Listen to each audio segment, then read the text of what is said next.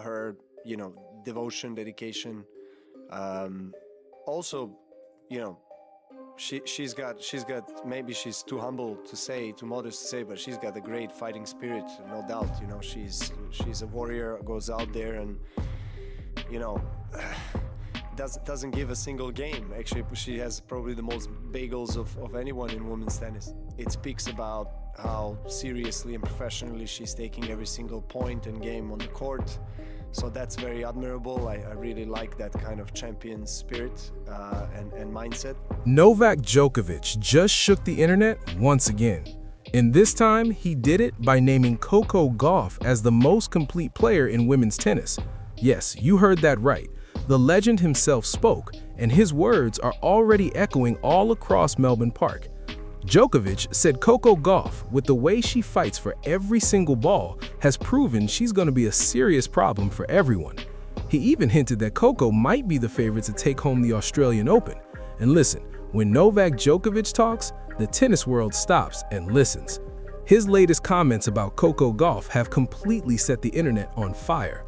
The 24-time Grand Slam champion didn't just toss out a casual compliment, he went all in, calling her the most complete player in women's tennis right now.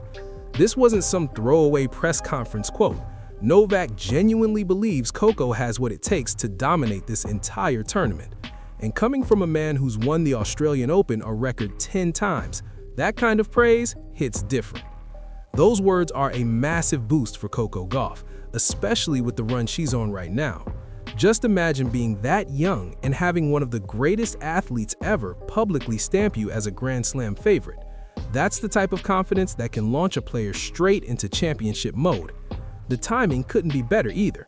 Right when the pressure is rising, right when every round matters more than the last, Djokovic's endorsement might be exactly what Coco needs to push her all the way to the trophy.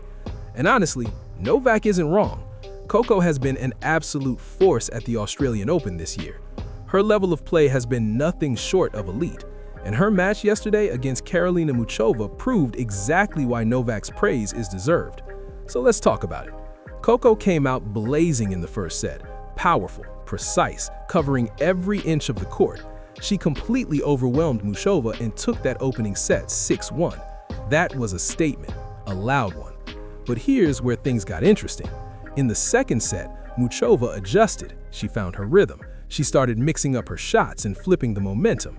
Muchova took the second set 6-3, and suddenly, this match was very real. Now this is where champions show themselves. In the third and deciding set, Coco locked back in.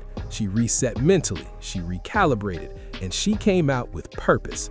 Coco dominated that final set 6-3, period. That was her response to adversity. That was her sending a message to the entire draw. I'm here to win this. The way she closed that match was surgical. No panic, no chaos, just composed, focused, championship-level tennis. That's a winner's mindset. Now let's talk about why Novak's words matter so much. Nobody understands chasing down every ball better than Novak Djokovic. His court coverage and refusal to quit built his legacy. So when he calls Coco a warrior, that's not just talk, that's respect. He described her as someone who steps on court determined to give her opponent absolutely nothing, someone who pushes people to their breaking point. And Novak knows that mindset when he sees it, because he's lived it. I love her, devotion, dedication. Also, she's got maybe she's too humble to say, too modest to say, but she's got a great fighting spirit, no doubt. She's a warrior, goes out there and doesn't give a single game. Actually, she has probably the most bagels of anyone in women. What really stands out about Djokovic's comments is the way he highlighted Coco's mindset.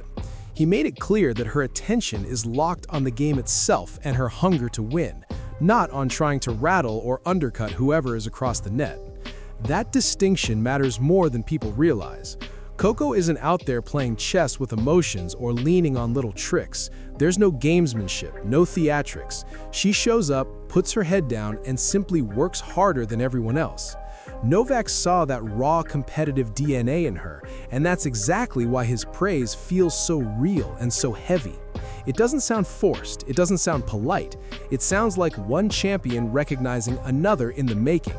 He's basically saying, this young player has the same inner fire that built my career, and trust me, she's going to be a nightmare to deal with. But hold on, because it's not just Djokovic giving her flowers. Ons Jabeur also stepped in with high praise, saying Coco has clearly leveled up her game.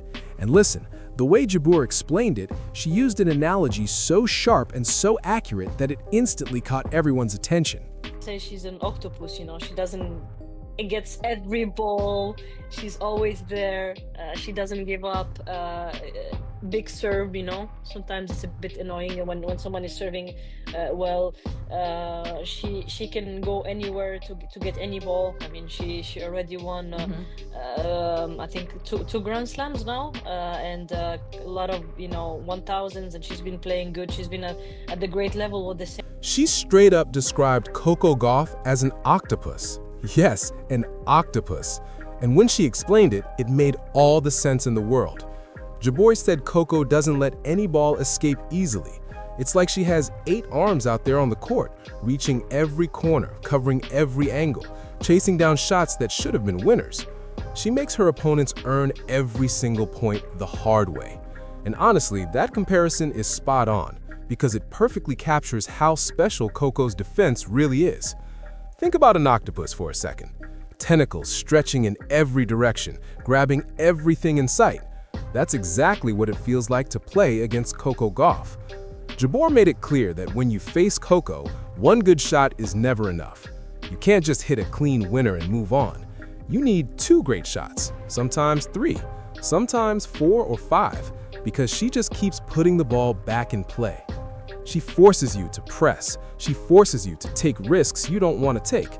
And eventually, that's when the mistakes start creeping in. Mentally, that kind of defense wears you down. It drains you. And Jabeur would know better than almost anyone. She's been on tour for years. She's played everybody. So for her to single out Coco's defensive ability like that tells you everything you need to know. There's a reason this octopus comparison went viral. It perfectly explains why Coco is so dangerous and so frustrating to play against. And here's the thing, both Djokovic and Jabeur are absolutely right. We've seen that fight from Coco all tournament long. Let me take you back to her match against Batiste, because that one said it all. Coco was behind, she was in trouble, and a lot of players would have cracked right there, especially with expectations weighing on them. But Coco didn't fold. She flipped the switch. In the second set, she completely blew the doors off her opponent and won it 6-1. Then, just to really drive the message home, she shut it down in the third set 6-0.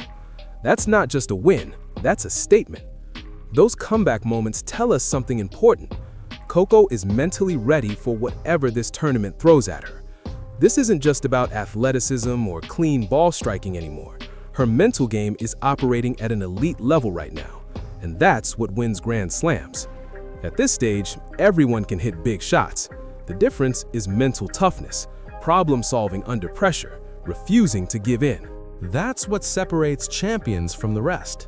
And Coco has all of that right now. Which brings us to the really interesting part, and why Sabalenka's name is even in the title. As we move closer to the semifinals, there's a strong chance Coco ends up across the net from Arena Sabalenka. And if that matchup happens, Sabalenka might regret not taking Coco more seriously. Don't get it twisted, Sabalenka is a monster, a 2-time defending Australian Open champion, one of the most powerful players in women's tennis. She's been dominant too. But, and this is a big but, the Coco Gauff we're seeing in Melbourne right now is different. She's evolved, she's sharper mentally, and she's playing with confidence and momentum, backed by praise from legends like Djokovic and respect from peers like Jabeur. Sabalenka's game is built on overpowering opponents, but Coco, the octopus, has shown she can absorb, defend, and outlast just about anyone. She can soak up raw power and send it right back with purpose. She can stretch rallies until opponents get impatient and crack, and most importantly, she refuses to give away a single point. Nothing comes easy against her. So, if Sabalenka was feeling relaxed about defending her title, Djokovic's words and Jaber's octopus comparison should have made her pause for a second, because the narrative has shifted. Now, the conversation isn't about who can stop Sabalenka, it's about whether anyone can stop Coco. Suddenly, the pressure flips. Coco is being talked about as the favorite, and that changes everything. So, there you have it, tennis fans. Novak Djokovic has labeled Coco Gauff the most complete player in the field and the favorite to win the Australian Open. Ons Jabeur has compared her to an octopus with unreal defensive instincts, and Coco herself is matching all that praise with dominant performances on the court. Between her fighting spirit, her ability to flip matches around, and her evolution into a truly complete player, it's hard to disagree with these legends of the game. As we inch closer to what could be a blockbuster semifinal between Coco and Sabalenka, the defending champion has every reason to feel uneasy.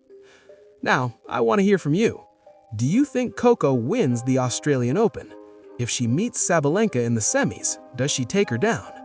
Drop your predictions in the comments below.